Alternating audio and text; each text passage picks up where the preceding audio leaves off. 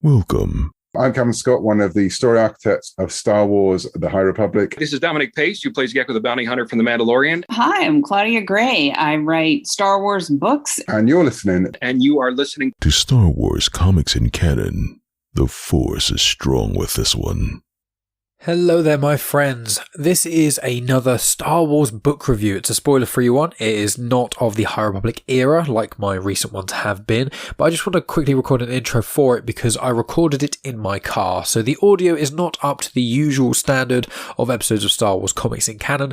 These are the sorts of ones that I generally release for my Patreon, but because life's busy and a few other things, and also with the release of the Kenobi show, I thought that this review would work quite well coming out now, and then it gives me a little bit of extra time to prepare a few things for the run up to episode 100.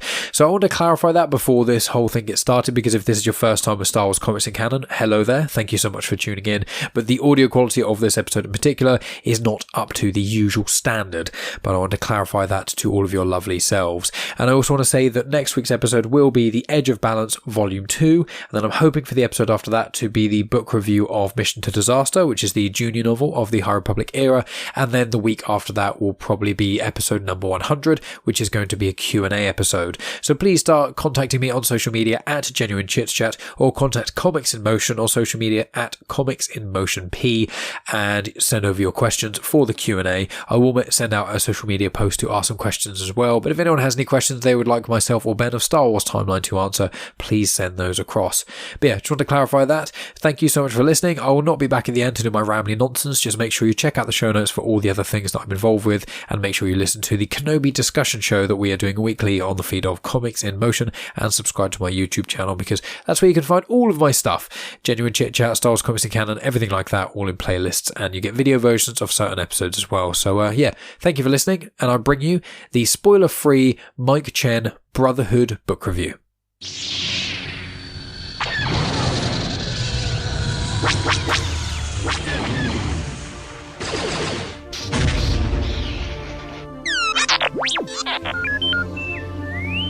Hello there, and welcome to Star Wars Comics in Canon, your guide to the wider Star Wars canon through the comic book lens. And to take you on this journey, I'm your host, Mike Burton.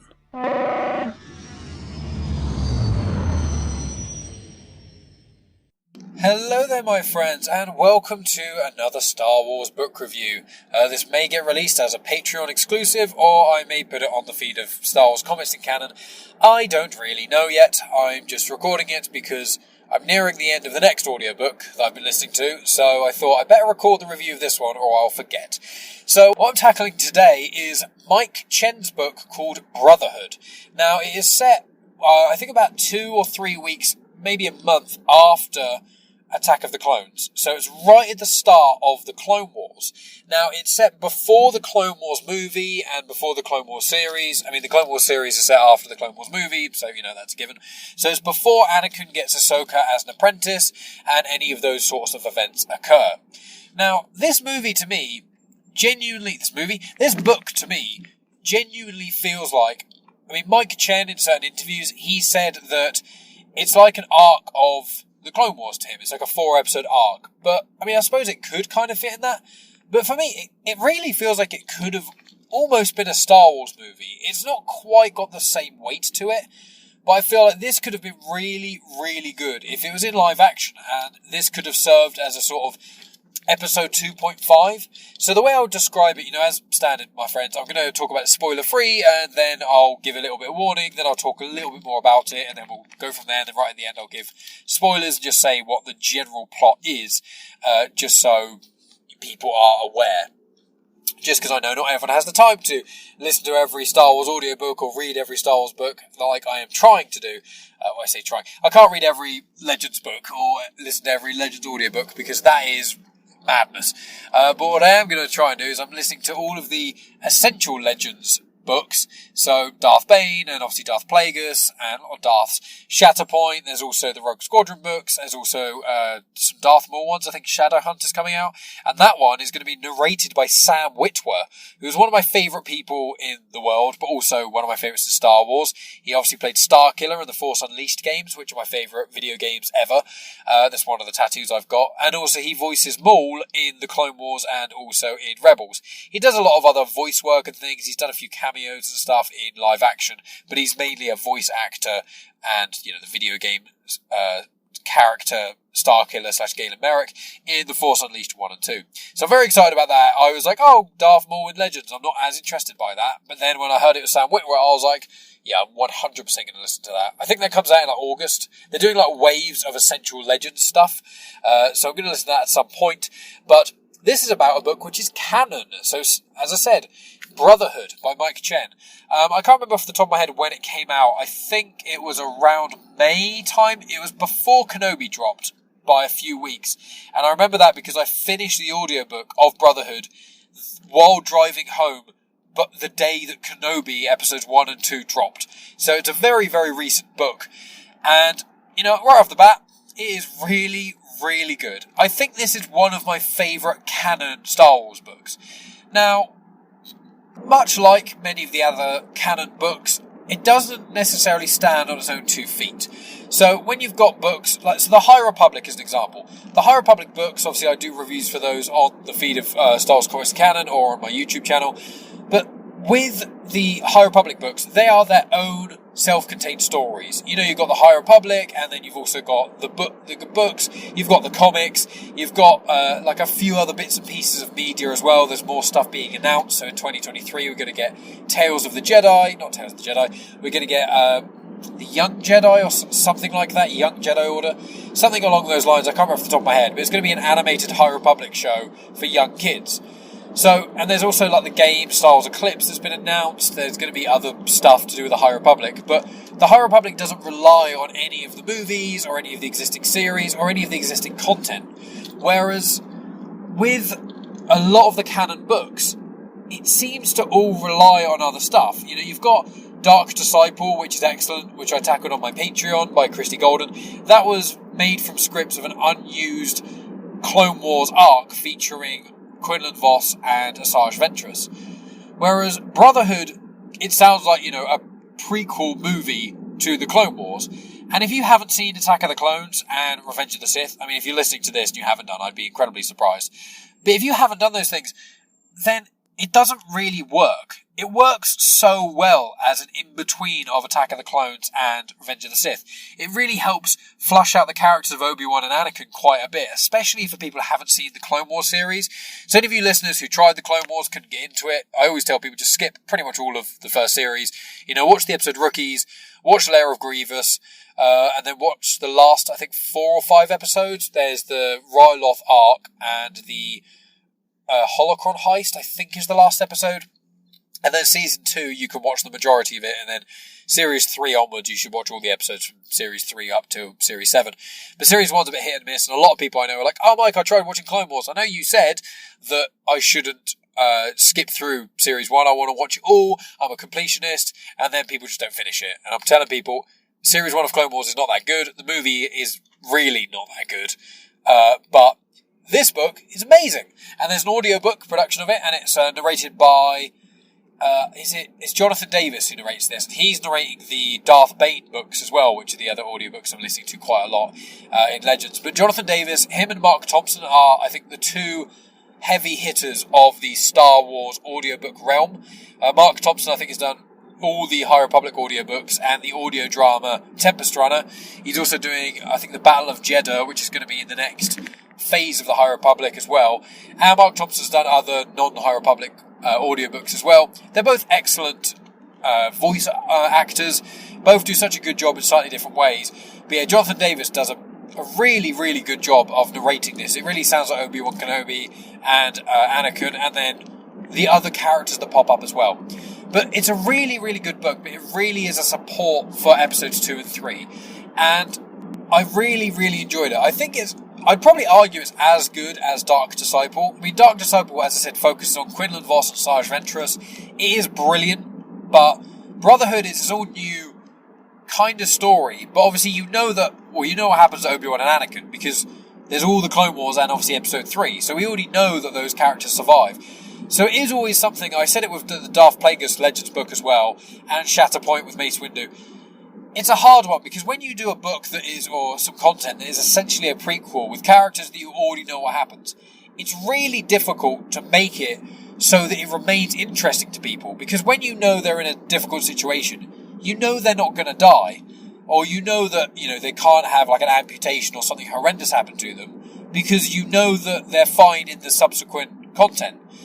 So it's always one of those things where I don't think prequel books in a lot of ways can reach the heights that original content can. Like in Light of the Jedi and The Rising Storm and The Fallen Star, the main adult books in the High Republic, characters that exist in that, they would be dead by the time of the Skywalker saga anyway.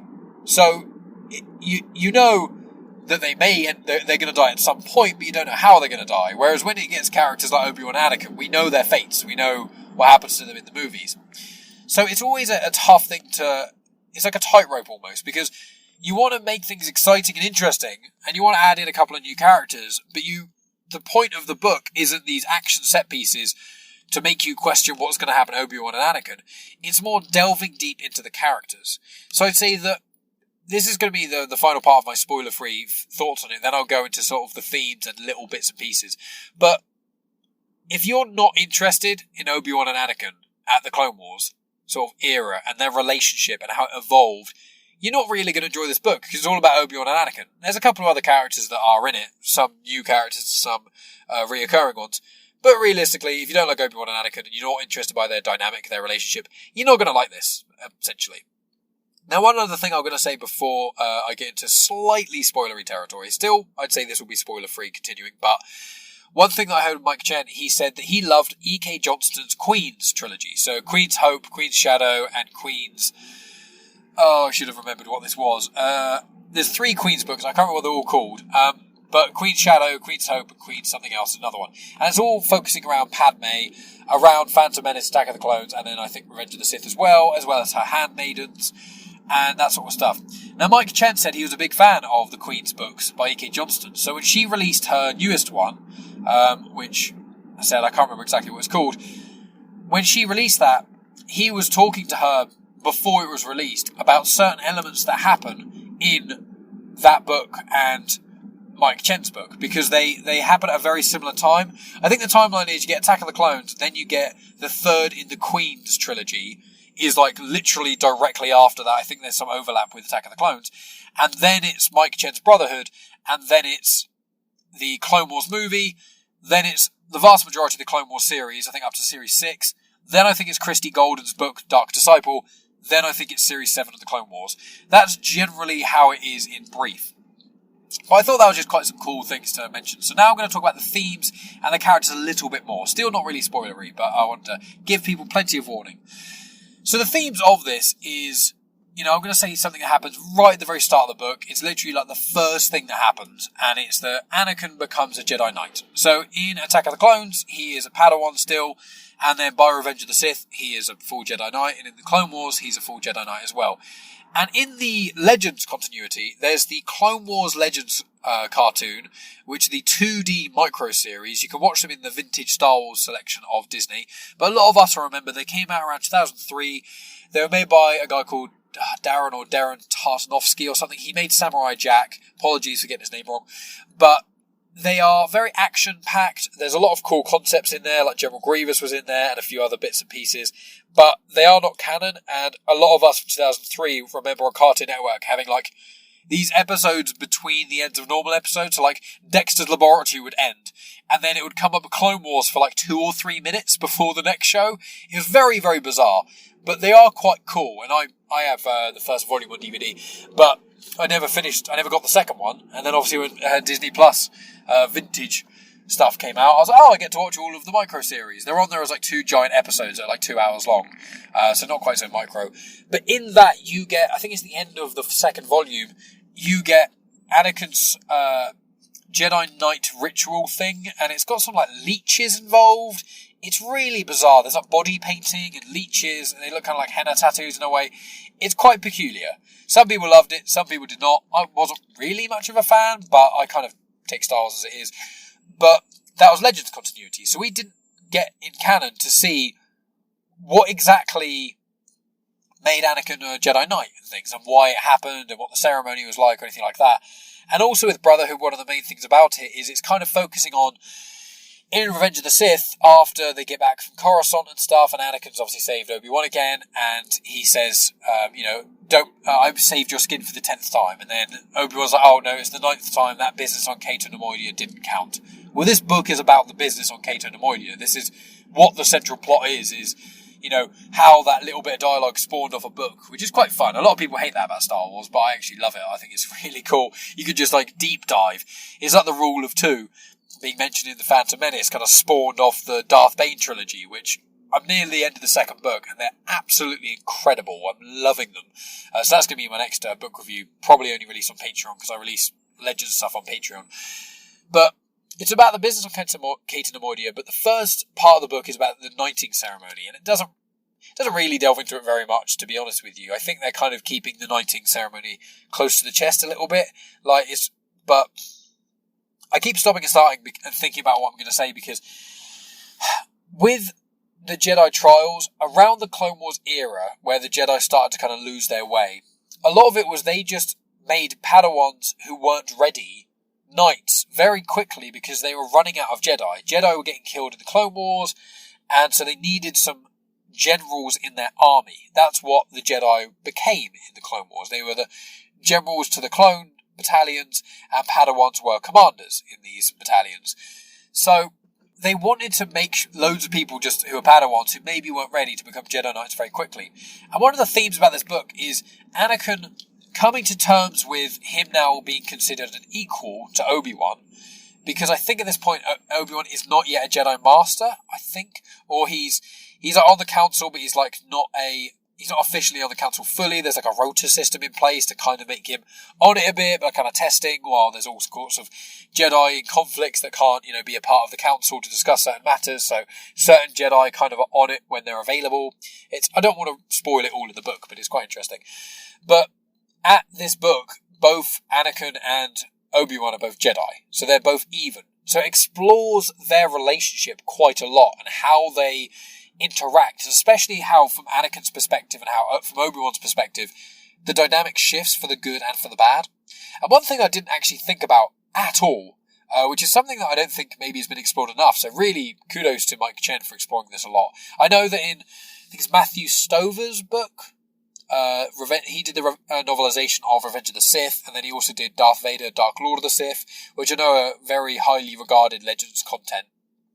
Even the novelization of Revenge of the Sith is Legends. So the novelizations of episodes 1 to 6 are Legends, whereas the novelizations of episodes 7, 8, 9, Solo, and Rogue One, they're expanded editions. There's more content in there, more details, but they are canon, those ones. So obviously, sticking to the vast majority of content released after 2014 is canon, and the vast majority of content released before that is Legends. But the thing that's explored is getting used to having animatronic limbs. So obviously at the end of Attack of the Clones, Anakin gets his arm cut off, and then the last sort of scene is him and Padmé getting married and him having his robotic mechanical limb. And this book talks about him getting used to that.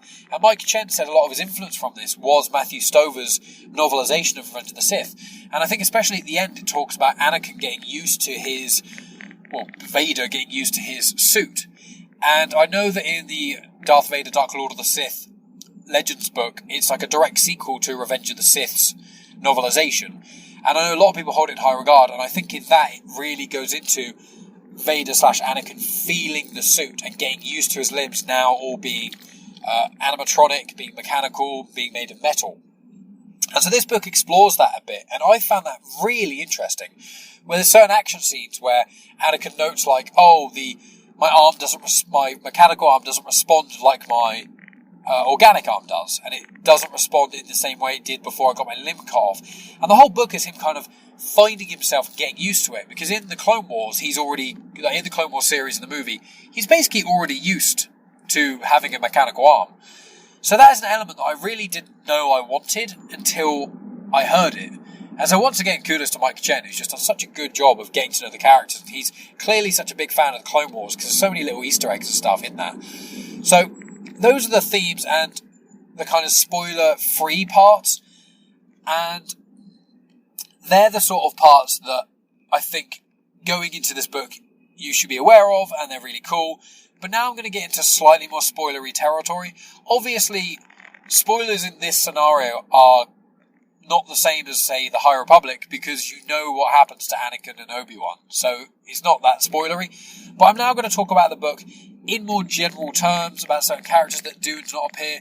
So it is kind of going to be spoilery, but I'm not going to go into such depth that you're not going to be able to enjoy this. Because I always want people, if they listen to my reviews and stuff, to check out the audiobooks, to check out the physical books, however you consume media. You know, I read all the High Republic books physically, normally before bed, and I write a lot of notes about them, whereas all the audiobooks I listen to, like the Darth Bane books, Darth Plagueis, a lot of the Legend stuff, and this book, and, you know, Last Shot, Dark Disciple, all the books that I do in the Patreon releases or in the shorter format, I don't do all my notes for, I don't go into as much detail as I do with the High Republic stuff, or like I did with Master and Apprentice and stuff, because I listen to them in audiobook form. I don't have the same time to digest and read over the same page over and over and over again. I listen to it over the course of a few weeks, and I kind of just think about things as I'm kind of going, which is why it's a bit more rambly, which is why I normally release them on Patreon as well, because it's like, yeah, here's some bonus content, but how I talk about things are nowhere near as concise and careful, and I don't edit these either, so it's kind of why a lot of the time I'm just kind of waffling, because I don't want there necessarily to be dead air. When there is, I do edit it out, but I try and release these quite soon after recording them, whereas, you know, the High Republic stuff, I stop and start quite a lot, and I read out certain passages and things, so it's a bit more in depth. But now I'm going to go into a little bit more spoilery stuff. It's the long and the short of it. So be prepared that if you're going to read the book and you don't want to know anything else, this is your warning. So now I'm going to talk about spoilers a little bit. So, based on Cato Neimoidia, which is where the Neimoidians are from, which is Newt Gunray, is one of the main characters who are Neimoidians that we know of. Obviously, he's the main antagonist in The Phantom Menace, and then he's kind of an antagonist in the Clone Wars, but he's kind of pushed aside because he's not that important or whatever. But he's one of the leaders of the Trade Federation, and he is a Neimoidian species. So this book delves into the Neimoidian culture and species and some of the stereotypes that other people across the galaxy have towards the Neimoidians, which I really liked, because we've only really seen the Neimoidians as the baddies, in air quotes, as the Trade Federation. So I really like that. Then there's two characters that pop up that are main characters. So you get chapters and perspectives of Obi-Wan as well as Anakin, and then two other characters. There's a Neimoidian guard whose name completely escapes me. So I think it's Roog, something like that. And she's really, really interesting. She's a guard, and she's trying to be, you know, faithful to her species and her culture and her homeworld, but she also wants to do what's right. And then there's another character who's a Jedi youngling, who, I can't remember what her name is at all. It's completely gone. I should have looked it up before pressing record. But she kind of tags, she's struggling with the Force. She's getting very, very overwhelmed. And she doesn't really know where she sits in all of this. She has like almost a panic attack due to the Force and doesn't go off to the gathering, which is when the younglings get their lightsabers. And that's like a really, really interesting episode in the Clone Wars. I think season 4 or 5. I think it's series 5 near the start. And it's really, really interesting seeing the younglings get their lightsaber crystals and the trial of getting your lightsaber crystal, go to Ilum, which is what Starkiller Base was. Ilum, you know, got hollowed out by the Empire to mine stuff for the Death Star, and then when the First Order took over, they mined out even more, and then in that, it then became Starkiller Base from The Force Awakens. So, with her perspective of having the Force overwhelm her is a really interesting concept as well, which we don't get that often. You get the odd time where a Jedi is meditating or something and they get a really intense vision, or they, like Rey does in The Force Awakens, where she touches an artifact, has a mild amount of psychometry, and then has a vision because of that. But you don't really get people who are overwhelmed by their own connection to the Force. So that was a really interesting concept I enjoyed as well. Then you've got Anakin, Obi-Wan, this youngling, and then you've also got the Neimoidian Guard. And also, as well as a lot of the first times you get introduced to Asajj Ventress, Now, anyone who watches the Clone Wars, and obviously I did mention Dark Disciple quite a few times in this recording, Asajj Ventress is a Dathomirian Night Sister. She is the shadow apprentice of Dooku, and then Dooku throws her to one side when she becomes too powerful, but she survives and then plots to try and kill Dooku. She's one of my favourite characters in the prequels and also in the Clone Wars era. The prequel era, the Clone Wars era, because she doesn't show up in the prequel movies. She's really interesting. Every plot line that centres around her, I just get more and more intrigued by her character. And so you get introduced to her, you get Obi-Wan meet her for the first time, and I really like how she's presented in this book, and how she's a bit more careful. They don't really know if she had any Force abilities. She's just a manipulator in this book for the most part. So I like the introduction to Asajj. This, for me, Brotherhood should have been the Clone Wars movie. Like, no disrespect to Dave Filoni, because, you know, Series 2 and 3 of the Clone Wars are great, and I think Series 4, 5, 6 and 7 of the Clone Wars are absolutely phenomenal. So, and Dave Filoni obviously has done a lot of stuff for the live-action shows, Mandalorian. He's obviously heavily involved in Ahsoka. He pretty much created the character of Ahsoka, along with George Lucas, and he worked with George Lucas heavily. And so, mad respect to Dave Filoni. But the Clone Wars movie is not good. It's worse than all of the Star Wars movies. It's worse than pretty much all the Clone Wars arcs. And I am genuinely surprised after that movie was released, they got to make the Clone Wars series. I'm incredibly thankful. But the Clone Wars movie isn't very good. It's just, it doesn't really hit the notes for me in any of the ways. And it's just not good. But if they made Brotherhood into a movie, and then they kind of condensed the start of the Clone Wars movie, maybe the first hour or so, they combined Brotherhood, this book, and the first part of the Clone Wars movie together, it would have been so cool. Even if they did it in the animated style, I would have loved to have seen that, because I just think it would have made the Clone Wars movie that much better. So, this is all about the early days in the war. It's about introducing characters of the Clone Wars. It's about Anakin and Obi-Wan, they put on their Clone Wars armour for the first time in this, I really like. It's about a youngling trying to find their way in the Jedi Order. It's about Anakin still trying to hide everything with him and Padmé, and getting frustrated with the fact that he can't just, run off of Padmé like he wants to. They have to have quite a few secret meetings, and Padmé does feature in this book, not quite heavily, but she's in quite a few chapters, especially with Anakin, and you get to see what Padmé and Anakin get up to outside of their duties, and how they interact as a couple outside of the movies and outside of the Clone Wars. It's really good. I really, really like this book. I think this and Dark Disciple are some of the best Clone Wars era content you could get. And if you really couldn't get into the Clone Wars series, I think this book and Dark Disciple are really for you. I mean, Dark Disciple kind of serves as a finale in some ways to elements of the Clone Wars that didn't get finished, whereas Brotherhood serves as like a prologue or a prelude. But yeah, that's more or less all I can say without delving hugely into it. There's lots of little nods that I really liked and stuff, but the main things that I enjoyed was Anakin trying to hide his stuff with Padmé, learning about his dynamic with Obi-Wan, and the whole main plot, in air quotes, is them trying to unravel a mystery of, there's a bombing that happens at Cato Neimoidia, and they're trying to unravel who did it. Was it the Republic? Was it the Separatists? Was it someone else entirely? Was it bounty hunters and mercenaries? What caused this bombing? And that's what is the catalyst of this whole book. And then reading between the lines, that's not what the book is specifically about, that's the plot. What the book's about is Anakin and Obi-Wan and their brotherhood, And Qui-Gon gets mentioned in it, which I quite like. I love Qui-Gon as a character anytime he's mentioned. And so it's about Obi-Wan and Anakin's relationship. It's about how Obi-Wan starts to see things with Anakin and Padmé and tries to kind of read between the lines. It's about Anakin struggling with his arm and his interactions with a youngling, and obviously not wanting one, because at the start of the Clone Wars, when he gets Ahsoka as a Padawan, he doesn't want her. But it's very interesting seeing him interact with a youngling before that, and it's kind of showing how him from Attack of the Clones could warm and hit into the role of a mentor, and how that plays into the Clone Wars. So, any fans of the Clone Wars, this is a must-read. Anyone who doesn't like the Clone Wars, I would still say you should really give this book a go. The audiobook is brilliant, as I said. That's how I've been consuming a lot of Star Wars content, and I think if you listen to this, and by me talking about it, just try the audiobook. If you go to Audible, you get a free trial of that. You get one Audible credit for free. An Audible credit you can spend on any book, and then even if you don't continue with the trial and you cancel the trial, after you get the trial, buy the book with the credit, then cancel your trial, you'll still be able to listen to that book forever. it's still on your Audible account.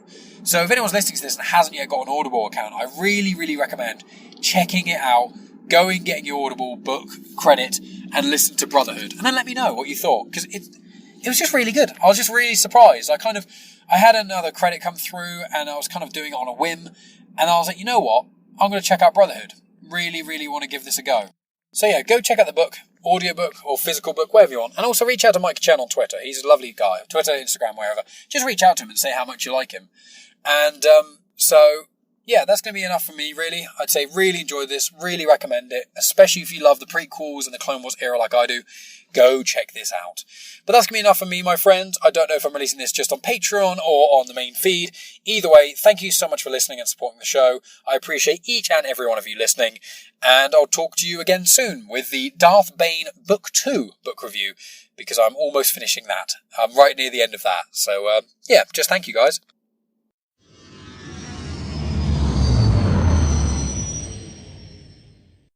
The intro for Star Wars Comics in Canon is arranged by myself, Mike Burton, and the backing music was made by Eric Matias of soundimage.org. You have just experienced host, creator, everything elser of genuine Chit-Chat, and also the host and creator of Star Wars Comics in Canon, found on the Comics in Motion podcast, Mike Burton.